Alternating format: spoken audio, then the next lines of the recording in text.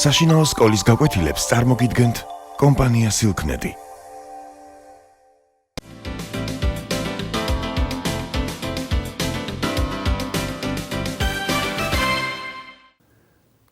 გაკვეთილის თემაა ნაშთთა არითმეტიკა. ხშირად პრაქტიკული ამოცანების ამოხსნისას საინტერესოა რიცხვების გაყოფის შედეგად მიღებული ნაშთის გამოკვლევა და არა თვითონ გაყოფის შედეგის ან ამ რიცხვების. აი მაგალითად, თქვა დღეს არის ორშაბათი და მე ვიყავი ექიმთან. ექიმმა დამიბარა 100 დღის შემდეგ კურნალობის კურსის გავლის ეფექტი უნდა შეამოწმოს. რა დღე იქნება 100 დღის შემდეგ? ჩვენ ცხადი არ დავიწყებთ კალენდრით ამ დღის გამოთვლას და ვიმსჯელებთ ასე. ყოველი 7 დღის შემდეგ კვირის დღე მეორდება.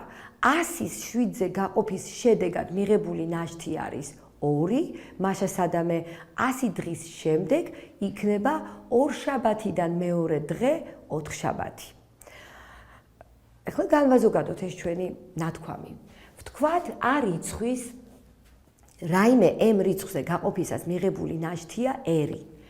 ეს ნიშნავს, რომ A რიცხვი შეგვიძლია ასე წარმოვადგინოთ. A არის M გამრავლებული რაღაცა ქუმთელ რიცხვზე და პლუს ნაშთი. ჩვენ ამაზე უკვე ვისაუბრეთ წინა მეცადინეობებზე, რომ ნაშთი არ აღემატება M-ს და რომ ეს მთელი რიცხვებია, რომ R არ შეიძლება იყოს უარყოფითი. თქვათ B რიცხვის M-ზე გაყოფისასაც მიღებული ნაშთი R-ის ტოლია. მაშინ არსებობს ისეთი Q1 მთელი რიცხვი და R ნაშთი, რომ B უდრის MQ1 პლუს R. მოდით განვიხილოთ სხვაობა A-B. ამ სხვაობაში R უკვე აღარ იქნება, იმიტომ რომ R-ები გააბათილებს ერთმანეთს. აი ამ ორი შესაკრებიდან გავიტანოთ M და მივიღებთ Q-ს მინუს Q1. მე მინდა გითხრათ, რომ ხშირად გამოკლებისას იტყვიან ხოლმე შესაკრებს, იმიტომ რომ გამოკლება, აი მაგალითად 7-ს გამოვაკლოთ 5, არის იგივე 7-ისა და მინუს 5-ის შეკრება. ამიტომ ეს არ არის დანაშაული და მიზანშეწონილიც კი არის. მაშინ მივიღეთ, რომ A-B იყოფა M-ზე. ამ დროს იტყვიან ხოლმე, რომ A არის B-ს სადარი მოდულით M. მაშინ რა ყოფილა A არის B-ს სადარი მოდულით M? ეს ყოფილა ეს აღწერს იმ ფაქტს, რომ A და B რიცხვები ორივე M-ზე გაყოფისას ნაშთში ერთი და იგივე რიცხვს იძლევა. ანუ A-B იყოფა M-ზე. ამას ნიშნავს. მაგალითად, აი 34 და 24 არის სადარი მოდულით 10. მართლაც 34 მინუს 24 არის 10, 10 იყოფა 10-ზე. კიდევ 35 და მაგალითად 27 გნებავთ იყოს 19 არის სადარი მოდულით 8. სადარი მოდულით 8. მართლაც 35-ს გამოვაკლოთ 19 არის 16 და 16 იყოფა 8-ზე. სხვანაირად ეს იმას ნიშნავს, რომ 35-ის და 19-ის 8-ზე გაყოფისას მიიღება ერთი და იგივე ნაშთი. მოდით ახლა ამ სადარობის თვისებები აღწეროთ. ჩამოვწეროთ ეს თვისებები. მას წავშლით. თვისებები ასეთია, რომელთაგან ბევრი ცხადია და რამოდენიმეს დასაბუთება ესაჭიროება. მაგალითად, A რიცხვი არის თავის სადარი ნებისმიერი მოდულით. ხო, მართლაც A-A0-ია და ის იყოფა ნებისმიერ რიცხვზე. თუ A არის B-ს სადარი და მოდულით M, რაიმე M მოდულით და B არის C-ს სადარი მოდულით M, მაშინ A იქნება C-ს სადარი მოდულით M. შემდეგ, თუ ცნობილია, რომ A არის B-ს სადარი მოდულით M და C არის ნებისმიერი მთელი რიცხვი, მაშინ A პლუს C-ს გახლავთ B პლუს C-ს სად არის მოდულით M-ი. შემდეგ თუ A არის B-ს სად არის მოდულით M-ი და C არის ნებისმიერი მთელი რიცხვი, მაშინ AC-ც არის BC-ს სად არის მოდულით M-ი. A B-ს სად არია? B C D-ს სად არია? ეს ყველაფერი იყოს მოდულით M-ი. მაშინ A plus C გახლავთ B plus D-ს სად არის? A minus C, ნახეთ ერთად ჩავწერე, გახლავთ B minus D-ს სად არის? AC სად არია B D-სი? ყველა ეს მოდულით M-ი. გარდა ამისა, აი ამ თვისებებიდან გამომდინარეობს კიდევ ერთი ძალიან მნიშვნელოვანი თვისება. აი წარმოიდგინეთ, A არის B-ს სად არის? ორჯერ დავწეროთ A არის B-ს სად არის? ჩვენ გვაქვს გადამრავლების უფლება. თუ A არის B-ს სად არის? კიდევ A B-ს სად არია? ჩვენ გვაქვს გადამრავლების უფლება, ნახეთ. ესე იგი ჩვენ შეგვიძლია დავწეროთ, რომ A კვადრატი არის B კვადრატის სად არის. და ასე თუ გავაგრძელებთ, მივიღებთ, რომ A ხარისხად კაც გახლავთ B ხარისხად კაც სად არის? ნუ რა თქმა უნდა, ერთი და იმავე M მოდულზეა საუბარი. ამ შედარების თვისებებს ჩვენ ახლა გამოვიყენებთ მაგალითებში. აი მაგალითი იყოს ასეთი. თვისებები შეგვიძლია დავიტოვოთ რამოდენიმე, აი ამ დასაწყის თვისებებს, რომლებიც ძალიან გავს ტოლობის თვისებებს წავშლი და დავტოვებ მხოლოდ აი ამ რამოდენიმეს. მაგალითი იყოს ასეთი. თქვათ ჩვენ გვაინტერესებს 2 ხარისხად 1000-ის 7-ზე გაყოფისას მიღებული ნაშთი. მაშინ ვანგარიშობთ 2 ხარისხად 1000-ის 7-ზე გაყოფის შედეგად რა ნაშთი მიიღება. ეს საკმაოდ შრომატევადი სამუშაო უნდა იყოს. მოდით ახლა ესეთი ჩაწერა გამოვიყენოთ. ახლა 2-ის ხარისხები ვიწყებთ ფიქრს. უნდა გავყოთ 7-ზე. 7-თან ახლოს არის 2-ის კუბი. ამიტომ უმჯობესია ჩვენ ეს რიცხვი ესე ჩავწეროთ. 2-ის კუბი ხარისხად 323 გამრავლებული 2-ზე. თქვენ ალბათ ეჭვი არ გიპარებათ, რომ ეს სწორი ტოლობა, იმიტომ რომ 3-ჯერ 323 999-ია და აქ ერთი ხარისხი იგულისხმება და მივიღეთ 2 ხარისხად 1000. ხა რატომ ვარჩიეთ ეს ჩანაწერი ამ უბრალო ჩანაწერს? იმიტომ რომ აქ არის 8 და ჩვენ ვიცით რომ 8 სად არია 1-ის მოდულით 7. ჩვენ ერთიანი მოგწონს, იმიტომ რომ ახარისხებას ვაპირებთ და ერთი ნებისმიერ ხარისხში კვლავ ერთია. ამიტომ ერთიანი კარგია ამ შემთხვევაში. ჩვენ აგერ ბოლო თვისებას დავუკვირდით, ჩვენ შეგვიძლია ავიყვანოთ ხარისხში. ავა ხარისხოთ შედარება, ხო?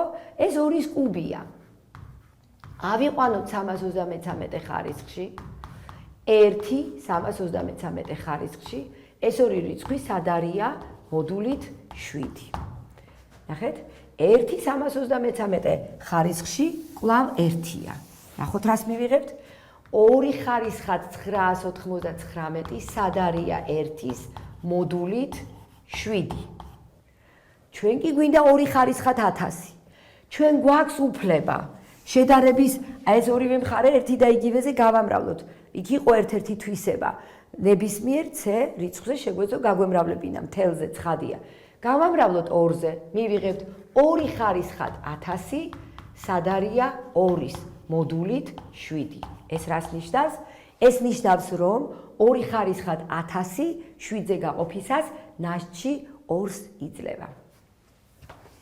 შემდეგი მაგალითიც გავს ამ მაგალითს, მაგრამ იქ ცოტა უფრო რთულად იქნება საქმე. აი მეორე მაგალითი იყოს ასეთი. 63 ხარისხად 25. აი გვაინტერესებს, რა ციფრით ბოლოვდება ეს რიცხვი? 63 ხარისხად 25. როდესაც ჩვენ საუბრობთ აი ამ დიდი რიცხვის დაბოლოებაზე, ფაქტიურად ჩვენ გვაინტერესებს ამ რიცხვის 10-ზე გაყოფისას მიღებული ნაშთი. ხო, 10-იანს ვუკავშირებთ, 10-ზე გაყოფას ვუკავშირებთ ჩვენ ამ ამოცანას. ეხლა ვფიქრობთ, 3-10-იანთან რაღაც ცოტა შორს არის და ახარისხება, აი ამ თვისების გამოყენება მოხერხებული არ იქნებოდა. მაგრამ მოდით ჩავწეროთ ესე. 63 არის 3-ის სადარი მოდულით 10, ხო? 3 სად არია? ეხლა მოდით ავიყვანოთ კვადრატში. 63-ის კვადრატი არის 9-ის სადარი მოდულით 10. 9 უკვე ახლოს არის 10-თან. მოდით გავიაზროთ. 9 რომ გავყოთ 10-ზე, ნაშთი არის 10. ისა, ნაშთი არის 9, ხო? ეხლა გავიხსენოთ ჩვენ წინა მეცადინეობიდან. თუ ჩვენ გასაყოფს დავამატებთ გამყოფის ჯერად რიცხვს, ნაშთი არ იცვლება. ანუ ან დამატება იგულისხმება გამოკლებაც, ანუ ჩვენ გვინდა დავამატოთ, აი 9-ს შეგვიძლია დავამატოთ 10, 20, 30, შეგვიძლია 9-ს დავამატოთ -3 ჯერ 10, -2 ჯერ 10, თუნდაც -1 10. ანუ 9-ს რომ დავუმატოთ -1 10, ნაშთი არ შეიცვლება. მაშასადამე 9 სად არია -1-ის მოდულით 10. ამიტომ მე შემიძლია ესე გადავწერო 63-ის კვადრატი სად არია -1-ის მოდულით 10. რატომ ვამჯობინე -1? იმიტომ რომ მე ვაპირებ ამ რიცხვის ახარისხებას. ნუ 25-ს ვერ მივიღებ, მაგრამ მე-12 ხარისხში თუ ავიყვან 24-ს მაინც მივიღებ. ამიტომ -1 ცხადია მირჩევნია ვიდრე 9. ავიყვანოთ ორივე მხარე მე-12 ხარისხში, ამის უფლება გვაქვს ამ ბოლო თვისებით და მივიღებთ 63 ხარისხად 24 სად არია -1 მე-12 ხარისხში 1-ის ტოლია, 1-ის მოდულით 10, ჩვენ გვჭირდება 63-ის 25 ხარისხი, ამიტომ ორივე მხარეს ისევ 63-ზე გავამრავლებთ, ეს თვისებაც გვახსოვს, 63 იქნება უკვე 25 ხარისხში, ის იქნება 63-ის სადარი მოდულით 10. 63 რისი სადარია? 63 3-ის სადარია მოდულით 10. მაშასადამე მივიღეთ, რომ ეს რიცხვი, თავიდან მოცემული რიცხვი არის 3-ის სადარი მოდულით 10, ანუ ეს რიცხვი 10-ზე გაყოფისას იძლევა ნაშთს 3-ს. 3-ის 10-ზე გაყოფისას მიღებული ნაშთი 3-ია. მაშასადამე 63 ხარისხად 25 ბოლოვდება 3-ით. შემდეგი ამოცანა. შემდეგი ამოცანის ამოხსნამდე ცოტა შევემზადებით აი რიცხვის კვადრატის დაბოლოებებთან დაკავშირებულ საკითხებში. აი წარმოვიდგინოთ ჩვენ ნებისმიერი მთელი რიცხვი და გვაინტერესებს თუნდაც რა ციფრით ბოლოვდება ეს ნებისმიერი რიცხვის კვადრატი. ან მოდით ამოცანა ესე დავსვათ. ნებისმიერი მთელი რიცხვის კვადრატი 5-ზე გაყოფისას რა ნაშთს იძლევა. ეს ამოცანები დაახლოებით ერთი და იგივეა. მაშ ნებისმიერი მთელი რიცხვის კვადრატი უნდა გავყოთ 5-ზე და გამოვიკვლიოთ მიღებული ნაშთები. ნებისმიერი მთელი რიცხვი 5-ზე გაყოფისას ან 0-ს იძლევა ნაშთს, ანუ მას აქვს 5 ემსახე, ან ნაშთს იძლევა 1-ს, ან 2-ს, ან 3-ს და ან 4-ს. 5-ზე გაყოფისას სხვა შემთხვევა შეუძლებელია. მოდით ეხლა ჩვენ მთელი რიცხვი კი არ გვაინტერესებს, ჩვენ გვაინტერესებს მთელი რიცხვის კვადრატი. ამიტომ ავიყვანოთ კვადრატებში. ავიყვანოთ ამ შემთხვევაში, როდესაც მთელი რიცხვი 5-ის ჯერადია, ნახეთ, ნაშთი 0-ია. ამ შემთხვევაში ეს არის 25m კვადრატს პლუს 10m პლუს 1. ნაშთი 1-ია. ამ შემთხვევაში 25m კვადრატს პლუს 20m პლუს 4. ნაშთი 4-ია. მეოთხე შემთხვევა განვიხილოთ 25m² პლუს 30m პლუს 9. მოდით 9-ის ნაცვლად დავწეროთ 5 პლუს 4. სამივე შესაკრები იყოფა 5-ზე, მაშა სადამე ნაშთი 5-ზე გაყოფისას აქაც 4-ია და ბოლოს 5m პლუს 4-ის კვადრატი გახლავთ 25m² პლუს 40m პლუს 16. მოდით 16-ის ნაცვლად ჩავწეროთ 15-ს მიმატებული 1. პირველი სამი შესაკრებიდან თითოეული 5-ზე იყოფა, მაშა სადამე ამ შემთხვევაშიც ნაშთი არის 1.